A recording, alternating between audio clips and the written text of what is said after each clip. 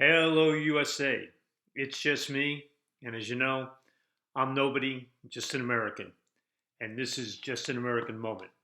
This is the podcast where we ask the questions the mainstream media won't ask, and we provide the answers and solutions the political class either can or won't.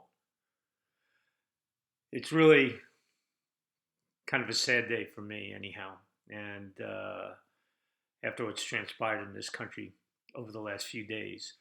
And I want to start today's podcast with offering my condolences to the parents, the siblings, those who've lost a child, a brother or sister in the tragedy last Thursday in Afghanistan.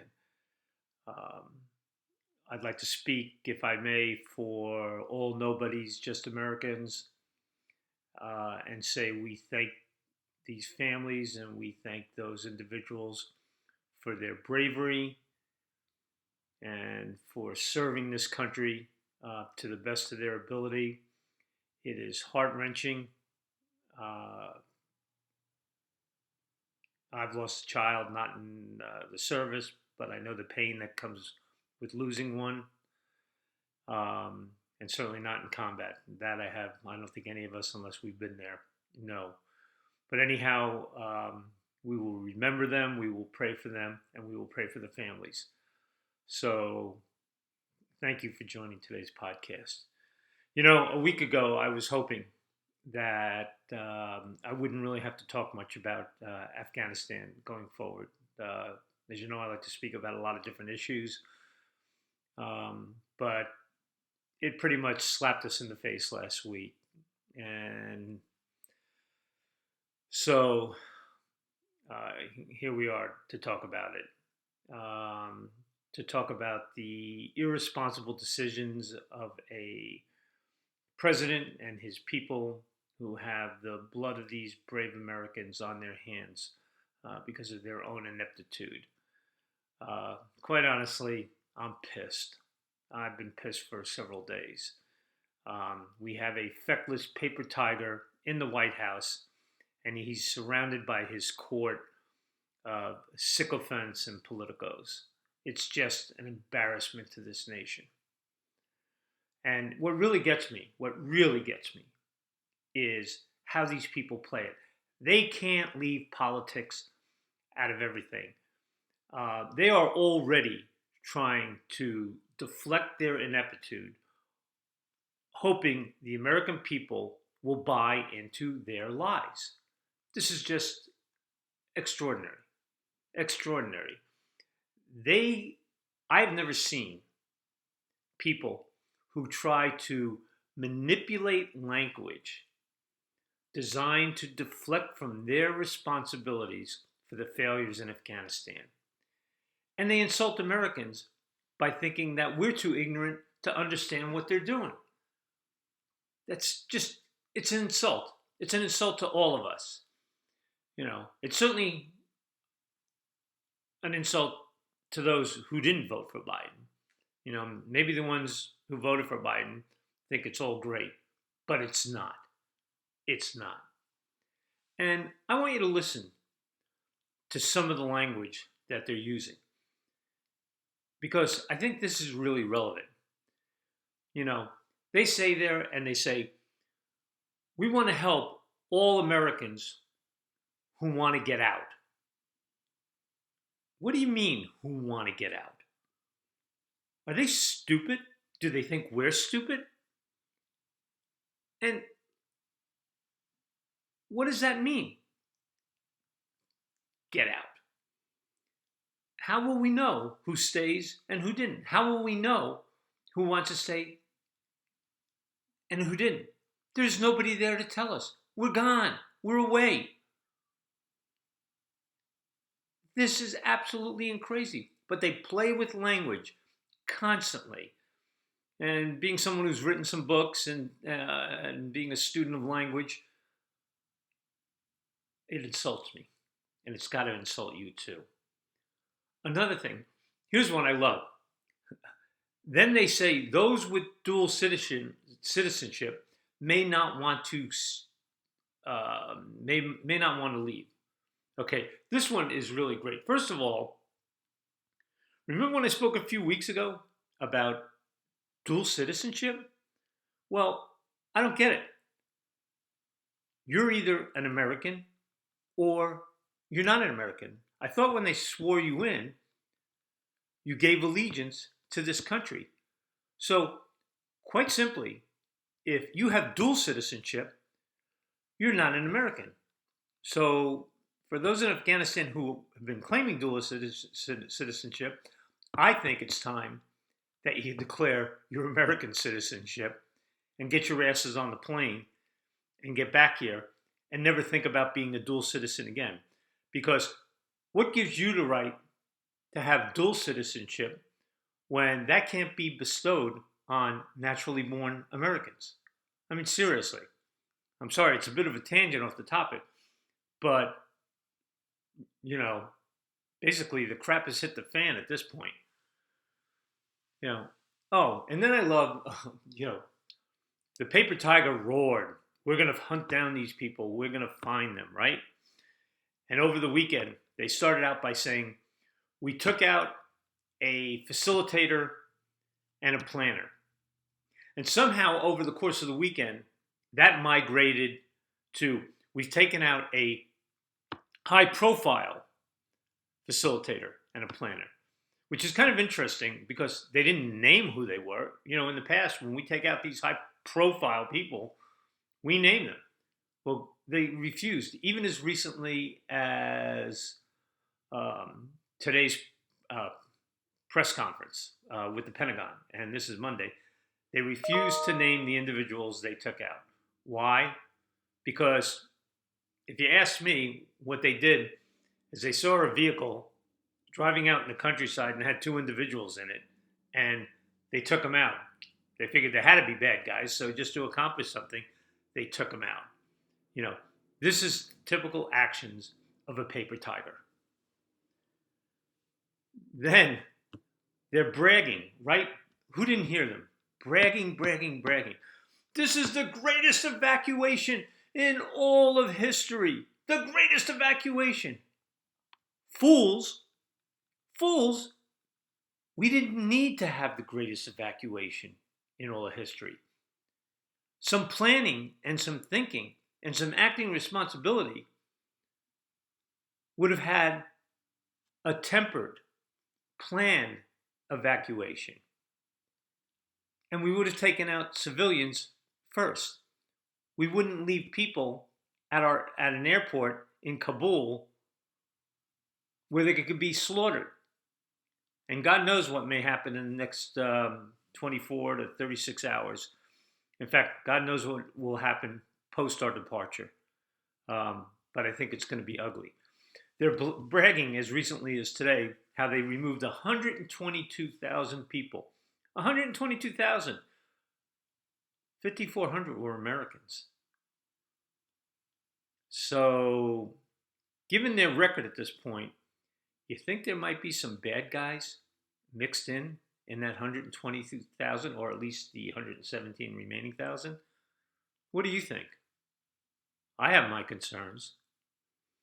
And then I love the people they bring out to speak. They bring out this arrogant, pompous windbag, Jake Sullivan. Guy walks around with his Ivy League degree like it makes him knowledgeable about anything. You know, that means he's a good book learner. But does he have pragmatic, practical experience on real world issues? Judging from his answers at the various press conferences, I doubt it. I mean, he says the president has taken full responsibility for what's taking place in Afghanistan. When was that, Jake? Was that when he was blaming Trump? Was that when he was blaming the military? Was that when he was blaming the intelligence agencies? When exactly did he take responsibility? I mean, at the transfer ceremony, he was busy looking at his watch. He wasn't even honoring the dead who he was responsible for. So, come on, Jake. I'm kind of thinking the Biden administration needs to get rid of a few people. You know, I know I asked a bunch of questions in last week's podcast, and quite honestly, I still have a few more, and I want to throw them out there. And I apologize if I'm reading some of these, but I just want to make sure I get them right. But help me understand, why wasn't there a plan to either remove all the weapons from Afghanistan or destroy all the weapons? We've given them weapons, aircraft, vehicles, enough to make them the biggest arms dealer in the world, or to basically man an entire army. And yet, no one thought of that? No one said, gee, we better do something about this? I mean, how stupid is that? Seriously, folks, just use common sense. How stupid is that? What did they want to do? Rearm the Taliban? Is that the objective? And help me understand how they wanted to get troops out before getting civilians out. Did they think they could go back in like they are now and get civilians out? I mean, who came up with that idea? Come on. You know, they keep saying in their press conferences, oh, there'll be time enough to analyze this later. There'll be time enough to explain. We'll research this. We'll look at this. You know what I say? Pardon my French, bullshit. Because you know they won't. They're trying to move. The fact that they're already deflecting means they're trying to move on to the next topic. I mean, it's unbelievable. Okay, and then here's a question I've not heard anywhere. Bagram Airport. Well, Bagram Air Base in its entirety. I mean, 30 miles wide. We were housing ISIS and Al-Qaeda prisoners there, over 1,000. How come no one in the media has asked a very simple question? What happened to those prisoners? And we know they escaped, but I mean, how did it happen? You know, they keep saying the Taliban let them out. Well, help me understand this. We vacated the airbase. We have 1,000 plus prisoners there. And when all the Americans left and all our supporters left, did we leave those people in their cells? Were we going to just leave them there to starve if no one came and let them out? Or did we unlock the doors?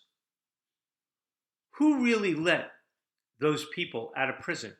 And why weren't arrangements made to transfer those prisoners? Why wasn't that part of the planning process? No one in the media asks the goddamn question. Nobody. And I think we have a right to know, because I'd say there's a fair amount of stupidity surrounding this issue. So you got to see either some generals' heads fall, or Austin, or somebody's got to be responsible. But why hasn't that question been asked? And then Blinken and Biden go on TV and they say, we're going to hunt down the ones responsible for the airport bombing. How are you going to do that? There's going to be no one left in the country. How are you going to hunt down the people who recently tossed some bombs at the airport? We have nobody left in the country. So what are you going to do this all by surveillance drones? Seriously? Does anyone believe that? This is all political speech. And that's what this White House has been about since they've been put in office. They hide Biden and they hide everybody else. You know, I could go on and on from here. And actually, maybe I will with a couple more questions. Where's Kamala? Where's the Vice President of the United States in all this? And what did she accomplish in a quick turnaround trip to Vietnam?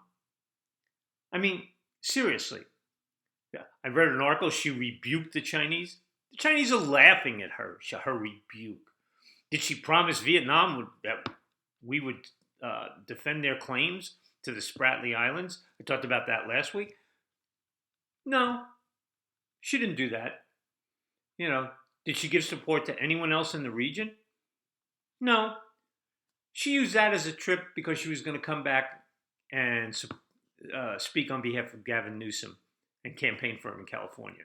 Well, of course, they suddenly figured out, gee, that might look bad. Which, by the way, interesting to know, has not removed yet from his calendar his plan to go out and campaign for Newsom. So you got to wonder a little bit about this. And by the way, where's Pelosi? Where's Schumer? Where's Schiff? Where's Swalwell? Where are all the other loudmouth Dems? Where are they? You know, I'd love to say, well, they've just gone into their burrows to hide. But you know what they do. They believe a crisis is an opportunity. So they're just down in their holes, planning the next big political move, and they're trying to plan something that'll blindside Americans while we're all focused on Afghanistan. Don't believe it for a minute. Don't believe it. And so what's going to happen in Afghanistan anyhow? Well, Blinken says, oh, we're going to form a coalition, and I'm paraphrasing here, and we're going to be able to keep our eyes on things through this coalition that we set up. I guess maybe Blinken's really not a very worldly guy. Well, just like the two other worldly people we don't see or hear about, Ron Klain and Susan Rice, because they're supposedly the brains behind this whole operation, and yet they remain invisible. Invisible. And I don't think any of them have any knowledge of what's really. I was reading yesterday the South China Morning Post, which is something I used to read quite a bit when I was living in Asia. And the headline, this is the headline, I want to get this right. Beijing keen to work with Taliban to assure stability and combat terrorism. Is anyone surprised? Really? And yet we're going to form a coalition to watch out what's going on. Yeah, we're going to watch out why the Chinese are basically become the major influence in Afghanistan. I mean, obviously the Biden administration and anyone in the region should know, because certainly the average person like me knows, that China has a desire to control the global rare earths market. Now, maybe the average American doesn't read about this stuff, but coming out of the tech industry, I can tell you, China has huge rare earth resources in their own country, and Afghanistan has massive rare earth resources. And the fact is, those rare earths are what go into many of the technology products in this country. And by the way, China has made that same play in African nations that are also strong in rare earths. But is anyone paying attention? I don't think so. China's going to make a play. They're going to become a big supporter of the Taliban. They're going to provide them with all the aid and all the money that they need in exchange for rights to the rare earths in that country. So be careful. So anyhow, thanks to the Biden administration and all those wonderful people out there who voted for them, Afghanistan has turned into the biggest cluster F in history. It's a cluster F politically, it's a cluster F militarily, and it's a cluster F strategically. At this point, all we can do is pray for our military and the civilian people who remain there, and for those who are abandoned there. Folks, as much as I'm kind of bitching and moaning today, the reality is we're part of the problem. We keep electing a political class in this country because many of us just don't want to get into politics. We don't want to bring fresh blood in. And when I talk about fresh blood, I don't mean the Tlaibs and the AOCs and the Omars and the Presleys and the Swalwells of the world. I mean thinking individuals, intelligent individuals, people who are pragmatic, who want to act in the interests of the American people first, as opposed to their party. We need a new generation. We don't need somebody suffering from dementia in the White House. You know, there's some great words of Albert Einstein, and it is, you can't solve today's problems with the same thinking that got us here. We ought to be thinking about that. So thanks again for tuning in. Please consider buying the book. It's now available on Kindle as an ebook. So I'd appreciate it. I think you won't be disappointed if you take the opportunity to read it. Thanks. Bye.